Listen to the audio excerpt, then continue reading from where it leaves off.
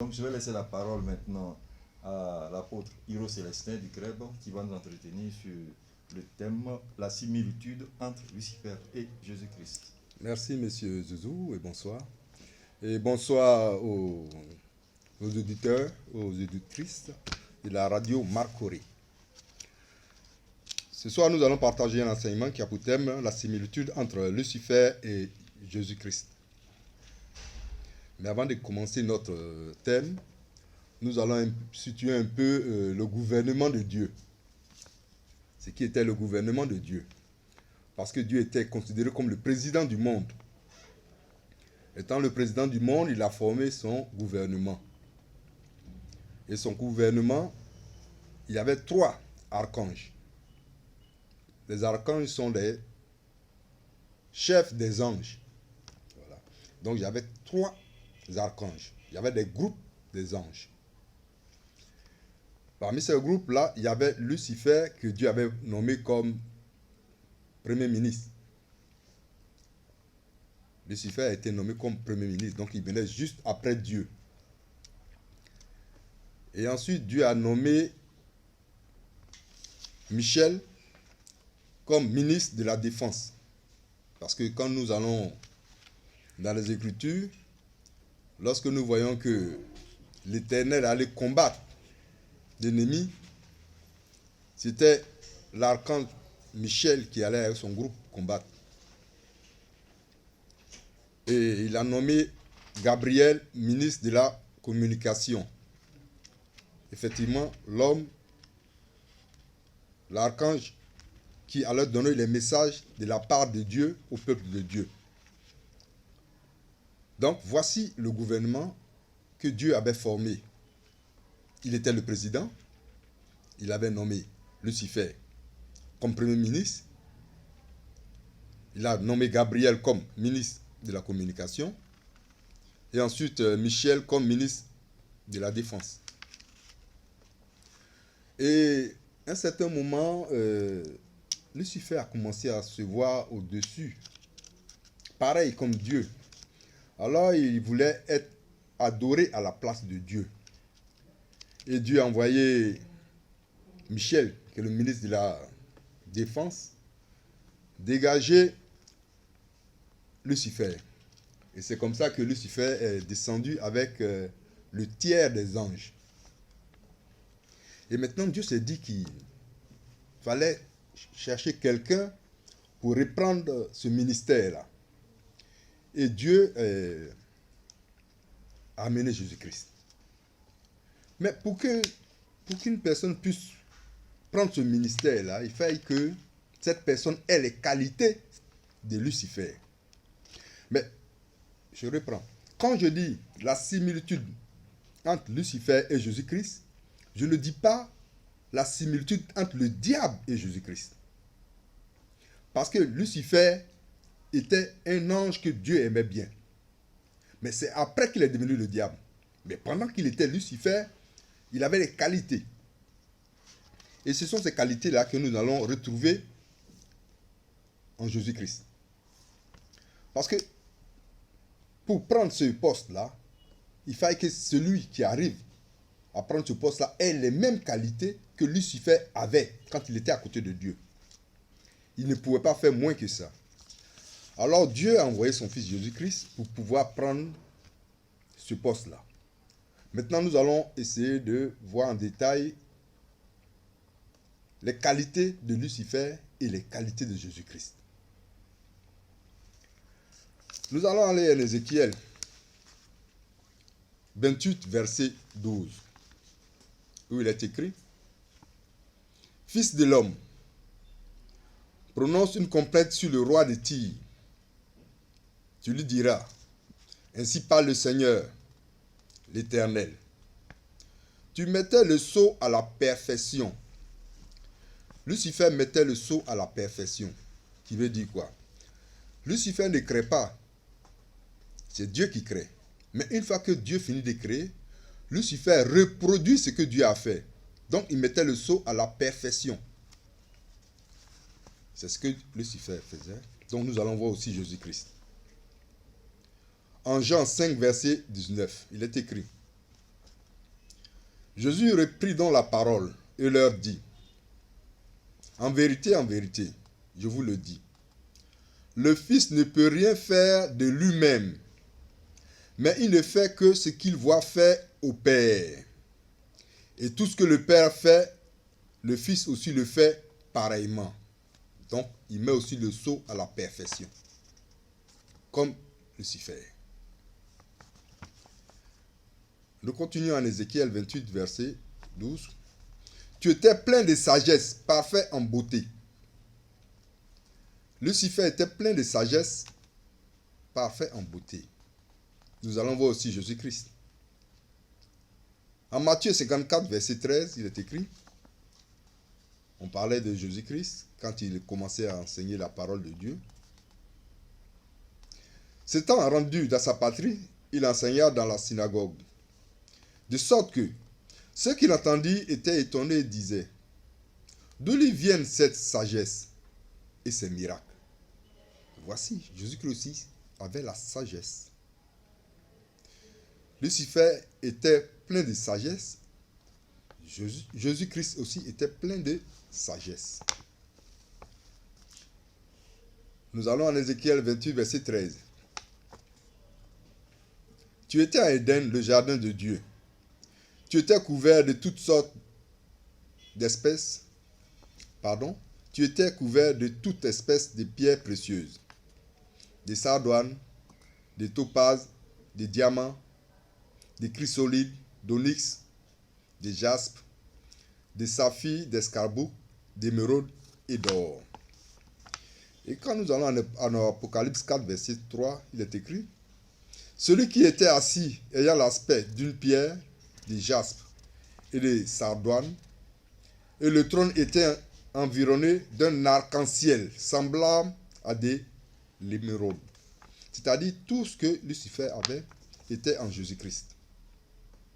C'est pourquoi j'ai dit la similitude entre Lucifer et Jésus-Christ. La ressemblance entre Lucifer et Jésus-Christ. En Ézéchiel 28, verset 13. Tes tambourins et tes flûtes étaient à ton service, préparés pour le jour où tu fus créé. Oui, Lucifer, le rôle de Lucifer, c'était d'adorer Dieu, de glorifier Dieu. C'était ça son rôle. Et Jésus-Christ, le rôle de Jésus-Christ, il nous a appris à louer Dieu, glorifier Dieu. Mais à la naissance de Jésus-Christ, à l'an -3 avant Jésus-Christ, il avait eu une fête comme il n'y avait jamais eu chez les Juifs. Les gars ont fait une fête pendant toute une journée. Et ils étaient en train de fêter la venue du roi des rois, du Seigneur des seigneurs Jésus-Christ, mais ils ne savaient pas qu'il était en train de fêter la venue du roi des rois. Et c'est ça, c'est ce que dit ce verset. Tes tambourins et des flûtes étaient à ton service, préparés pour le jour où tu fus créé. Pendant que Jésus-Christ naissait, à cette date-là, il a eu une fête, une grande fête à Jérusalem. Et cette fête a duré pendant toute une journée. Et ils étaient en train d'annoncer la venue du Messie, Jésus-Christ. Nous continuons. En Matthieu 26, versets 30 à 31. Après avoir chanté les cantiques, chanté à qui? À Dieu. Donc c'est ce que j'ai dit tout à l'heure.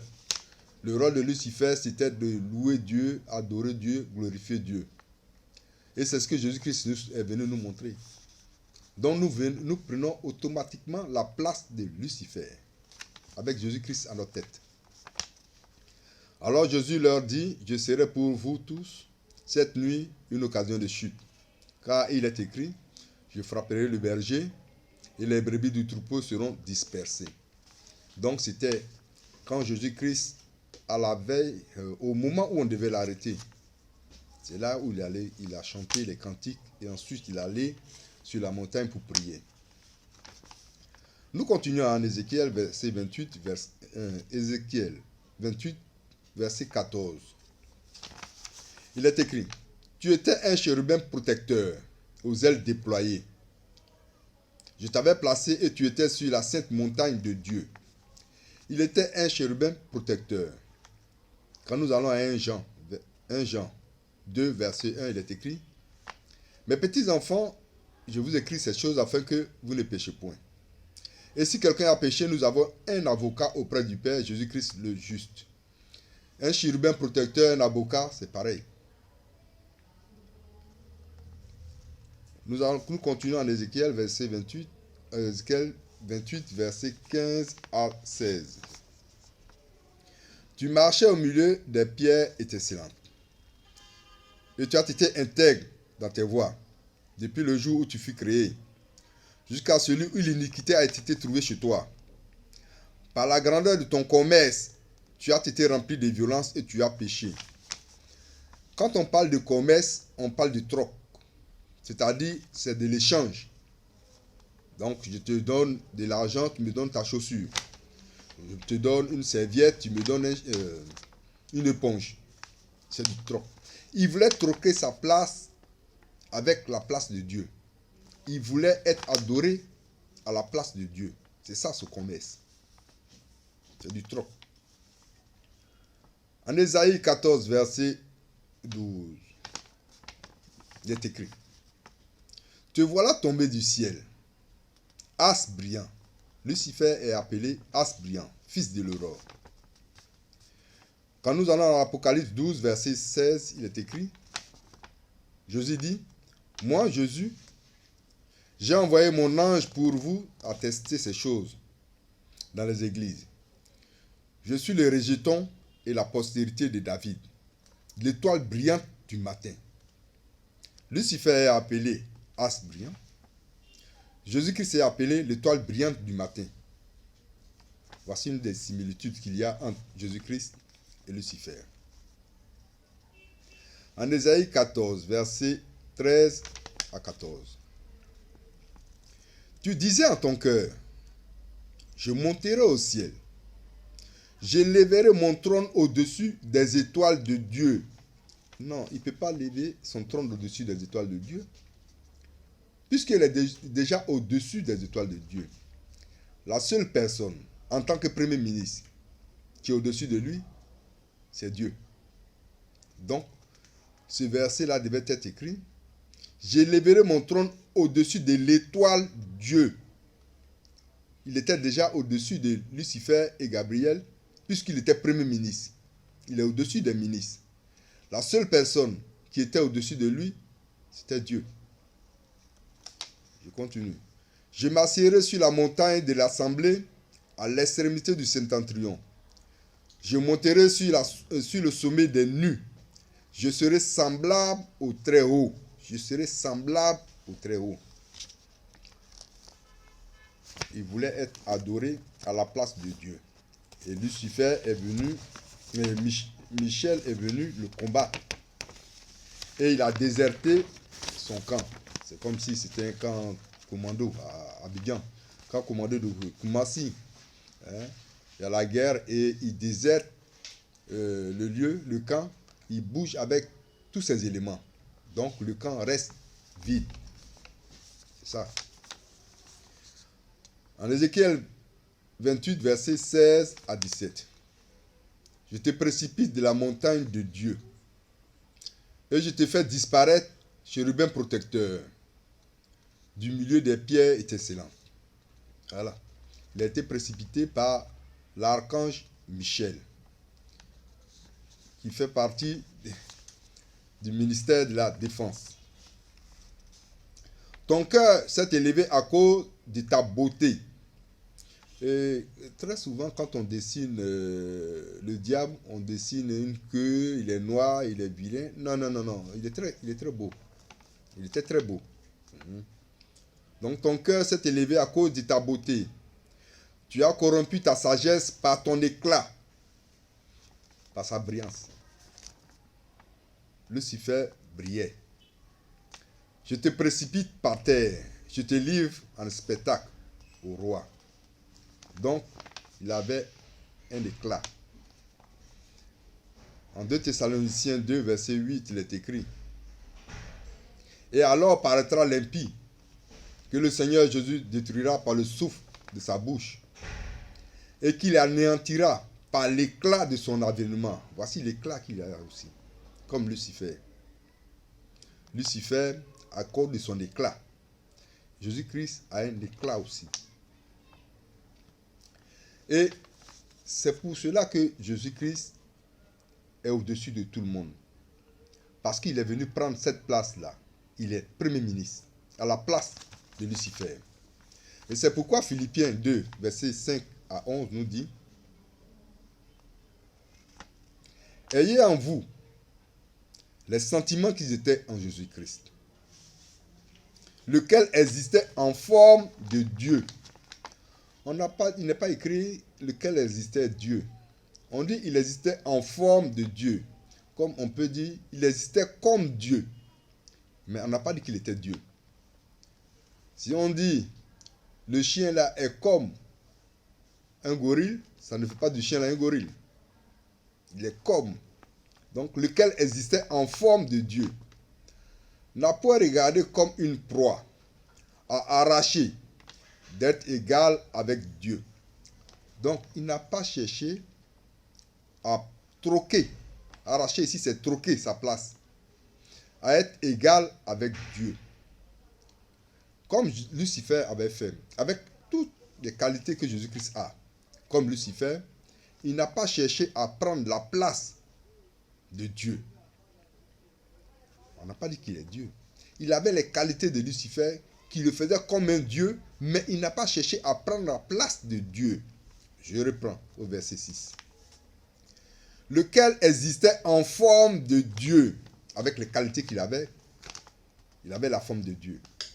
N'a point regardé comme une proie à arracher d'être égal avec Dieu. Et ce sont ces qualités-là qui ont trompé Lucifer, pour pouvoir prendre la place de Dieu. Et Jésus-Christ a ces mêmes qualités, mais ça ne l'a pas amené à vouloir troquer la place. Verset 7. Mais c'est dépouillé lui-même, en prenant une forme de serviteur. Et après, avec les qualités qu'il avait, il était au-dessus des hommes. Mais qu'est-ce qu'il a fait? Il est venu se soumettre aux hommes, comme si il était, si je peux m'exprimer ainsi, comme s'il était une serpillière. Il n'a pas regardé pour dire, voici ce que j'ai, je peux fabriquer un homme tout à l'heure. Je peux changer un homme tout à l'heure. Donc pour cela, il faut qu'on m'adore. Il a dit non. Il y a quelqu'un qui est au-dessus de moi. Au verset 8.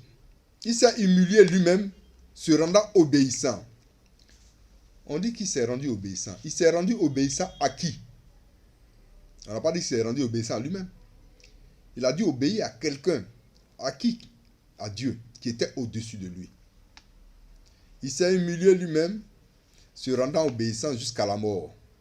Même jusqu'à la mort de la croix. Verset 9. C'est pourquoi aussi Dieu l'a souverainement élevé. Qui a élevé qui? Dieu a élevé Jésus-Christ. Jésus-Christ ne s'est pas élevé. Dieu l'a élevé. Et lui a donné le nom qui est au-dessus de tout nom. Donc Dieu a élevé Jésus-Christ.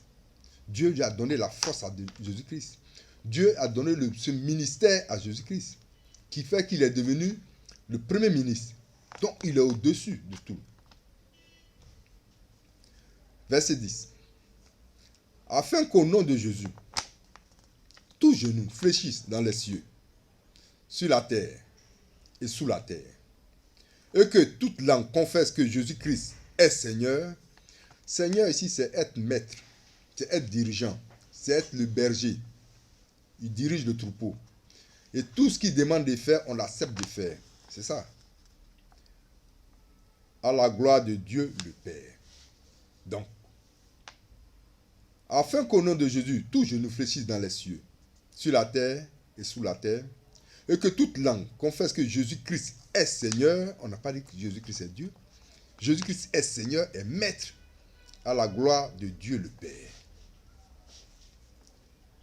Donc, nous venons de voir que Dieu était au-dessus de Lucifer.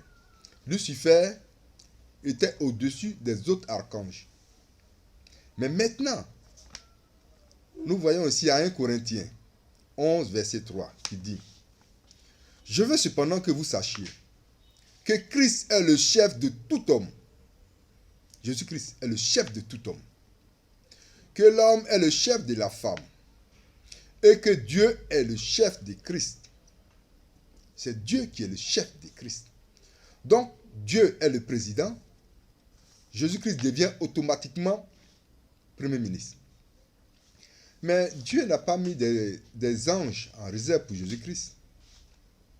Donc, on doit se poser la question, mais quels sont ceux qui vont former le ministère de Jésus-Christ en tant que Premier ministre?